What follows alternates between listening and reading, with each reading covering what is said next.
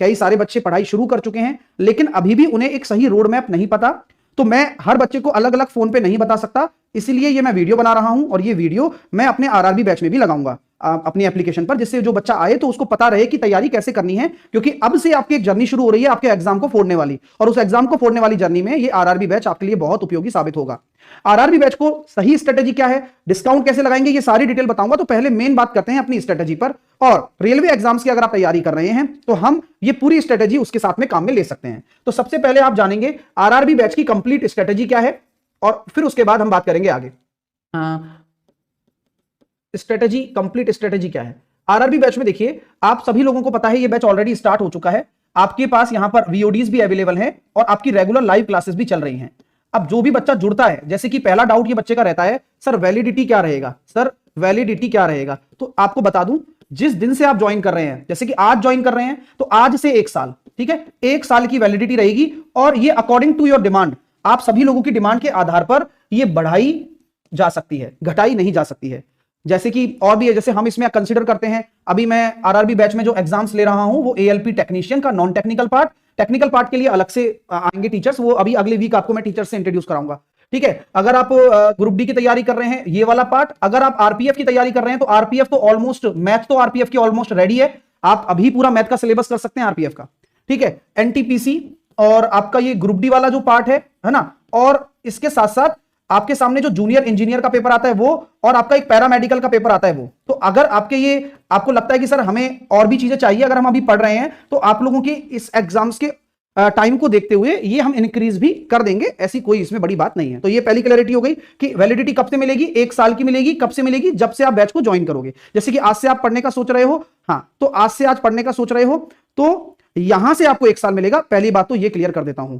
अब आते हैं दूसरा पॉइंट। दूसरा पॉइंट है सर प्रिपरेशन कैसे करें। सबसे पहले आप 3 नोटबुक खरीद के लेकर आएंगे। हाँ, आप स्टार्ट करने से पहले, अगर आप बैच ले रहे हैं तो सबसे पहले आप 3 नोटबुक लेकर आएंगे। नोटबुक 1, नोटबुक आपकी 2 और नोटबुक आपकी 3। हाँ, सबसे पहले आप 3 नोटबुक लेकर आएंगे। अपने अपने जो भी मानते हो जिन भगवान को, उनका नाम लिखेंगे। अगर मान लीजिए मैथ की आप प्रिपरेशन शुरू कर रहे हो तो आपको फर्स्ट चैप्टर से पढ़ना है। जैसे कि मैं आपको दिखाऊंगा अभी फर्स्ट चैप्टर क्या है, वो सब चीजें मैं आपको दिखाऊंगा कि फर्स्ट चैप्टर से आपको पढ़ना है। फिर उस चैप्टर की थ्योरी जो मैं आपको पढ़ाता हूं वो थ्योरी आपको नोटबुक में नोट करनी है, और एक कॉमन रफ बुक आपको लेकर आनी है। एक क्या लेकर आनी है, एक रफ बुक लेकर आनी है। रफ बुक की आवश्यकता आपको मैथ के लिए पड़ेगी, तो एक सस्ती सी मोटी सी एक रफ बुक ले आना, क्योंकि सिलेबस अच्छा है और आपको एक ही बुक बनानी है। रफ बुक भी एक बनानी है और नोटबुक भी आप अच्छी खासी मोटी लेकर आना। ये जो स्ट्रेटेजी है वो उन डेडिकेटेड बच्चों के लिए है जो अभी तैयारी कर रहे हैं हमारे साथ और जो आज जुड़ने वाले हैं हमारे साथ में, उनके लिए है ये, ठीक है। तो सबसे पहले आप पहला चैप्टर जब आप पढ़ेंगे तो उसकी थ्योरी को अच्छे से नोट डाउन करिए। हालांकि आपको इस पूरी क्लास की जो थ्योरी है वो आपको पीपीटी के फॉर्म में मिल जाएगी। पीपीटी और पीडीएफ के फॉर्म में मिल जाती है आपको। हर क्लास के बगल में उसकी पीडीएफ आपको मिल जाएगी। हाँ, ये हर क्लास के बगल में, जैसे कोई चैप्टर मैं सिंप्लीफिकेशन लेता हूं तो उसकी पीपीटी या पीडीएफ आपको मिल तो जाती है। फिर भी मैं कहूंगा कि आप अपनी थ्योरी को खुद अपनी जो नोटबुक है उसमें नोट डाउन करें। फिर उसके बाद जो उसकी प्रैक्टिस है उस प्रैक्टिस को आप लगाएं। मतलब जो प्रैक्टिस आपको करवाई गई है, जो आज मान लीजिए अगर आप सिंप्लीफिकेशन शुरू करते हैं तो बोर्ड मास मैंने पढ़ाया हो, ठीक है, बोर्ड मास मैंने पढ़ाया हो, तो बोर्ड मास के साथ साथ आप सभी लोगों को क्या करना है, बोर्ड मास की प्रैक्टिस स्टार्ट कर देनी है। प्रैक्टिस जितना आप पढ़ रहे हो उतनी प्रैक्टिस स्टार्ट करो, और उसके बाद आप अपनी नोटबुक को बंद कर दो। सर आपके पास जो वीओडी है, जैसे कि वीडियो ऑन डिमांड है, इसका क्या लॉजिक है और इससे हम कैसे फायदा उठा सकते हैं। इससे आप फायदा उठा सकते हैं कि आप एनी टाइम पढ़ सकते हैं, कभी भी पढ़ सकते हैं। वीडियो रिकॉर्डेड फॉर्म में भी आपको अवेलेबल रहेंगी। एनी टाइम एनी वेयर आप कहीं भी अपना चीजें शुरू कर सकते हैं। आप कहीं बैठे हैं, कई सारे बच्चों की प्रॉब्लम रहती है कि वो लाइव नहीं कनेक्ट हो पाते, तो आप रिकॉर्डेड भी देख सकते हैं। आप अपनी मर्जी से चैप्टर्स को डिसाइड कर सकते हैं कि भाई आज मेरा परसेंटेज पढ़ने का मन है, लेकिन आप उन्हीं चैप्टर्स को चुनिएगा जो आपस में एक दूसरे के ऊपर डिपेंडेंट ना हो। जैसे कि टाइम स्पीड डिस्टेंस बहुत कम डिपेंडेंट है किसी अन्य चैप्टर पे, लेकिन रेशो प्रपोर्शन पर है थोड़ा बहुत। तो आप अपने हिसाब से, आप अपने टाइम के हिसाब से आप मैनेज करिए। आप अपनी वीडियो भी देख सकते हैं, ठीक है। अगर मैं आगे बात करना चाहता हूं कि अगर आप प्रैक्टिस स्टार्ट कर रहे हैं अपनी, तो प्रैक्टिस को आप पूरा करें। प्रैक्टिस को पूरा करें और उसका सॉल्यूशन आपको क्लास में मिल जाता है। सॉल्यूशन की पीडीएफ भी आपको क्लास में मिल जाती है, सॉल्यूशन की पीडीएफ भी आपको मिल जाती है, और सॉल्यूशन को मैंने क्लास में करवाया भी है पूरा सॉल्व। तो उस सॉल्यूशन से देखकर कर सकते हैं, तो वहां आपके सारे डाउट सॉल्व हो जाएंगे। अब कई बच्चे के मन में ये आता है कि सर अगर मुझे एक्स्ट्रा डाउट आते हैं तो उन एक्स्ट्रा डाउट्स को मैं कैसे क्लियर करूं। तो इसका एक बहुत अच्छा जुगाड़ बताता हूं, और आप अगर एग्री करते हैं तो उस बारे में बताना मेरे को। तो मैं आपसे कहता हूं कि आप जिस क्षेत्र में रहते हैं, आप ऐसे इकलौते बच्चे तो नहीं होंगे जो हमारे आरआरबी बैच से पढ़ रहे होंगे, ठीक है।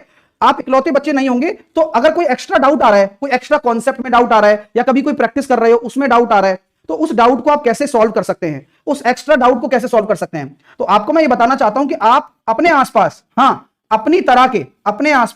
अपनी तरह के 3 से 4 लोगों की कम्युनिटी बना लीजिए जो सेम एग्जाम की तैयारी कर रहे हो।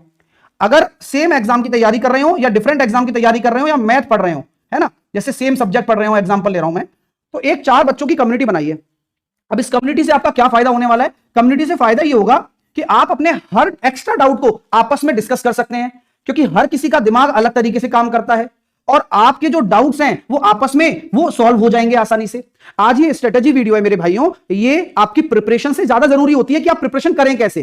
कई बच्चों को यही नहीं पता रहता है, बहुत सारा खाना खाने के लिए है, बट दही के ऊपर दूध पी लिया तो मामला खराब हो जाएगा, रायते के ऊपर दूध पी लिया तो मामला खराब हो जाएगा। भैया, खाने के लिए होना और खाना खाने में फर्क है। गर्म चीजें ठंडे के ऊपर नहीं खाते, सदगर्म हो जाता है। इन चीजों का भी ध्यान रखना है आपको। इसलिए ये वीडियो आप सभी बच्चों के लिए हेल्पफुल है जो हमसे दूर दराज पढ़ रहे हैं। आप एक छोटे टिकट साइज में क्वालिटी एजुकेशन पा रहे हैं, ये आप सभी लोगों के लिए ब्लेसिंग की बात है। आपको ये आज समझ में नहीं आएगी क्योंकि आप कनेक्टेड ही नहीं है हमसे, आप जानते ही नहीं है हमारा डेडिकेशन। ये प्रॉब्लम रहेगी बस। अगर आप हमारा डेडिकेशन जानेंगे, कंटेंट की क्वालिटी के साथ जानेंगे, तो कभी भी अपने साथ कॉम्प्रोमाइज आप नहीं करेंगे और कभी नहीं करेंगे। तो आप सबसे मैं ये कहना चाहता हूं कि ये डाउट वाला जो चक्कर होता है, ये डाउट वाला चक्कर का सबसे बढ़िया उपाय बता रहा हूं।